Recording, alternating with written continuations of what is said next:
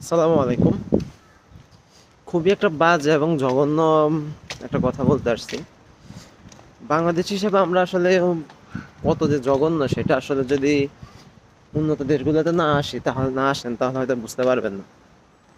কেন এই কথাটা বলতেছি? গত একদিন বা দুদিন আগে আমাদের এক বাংলাদেশি ভাইকে বাংলাদেশিরাই এই দেশের মধ্যেই মেরে রাস্তা ফালাই রেখে চলে গেছে। তাও মারছে, কি মারছে, মারাত্মক লেভেলের মারছে, যা আসলে বলার মতো না।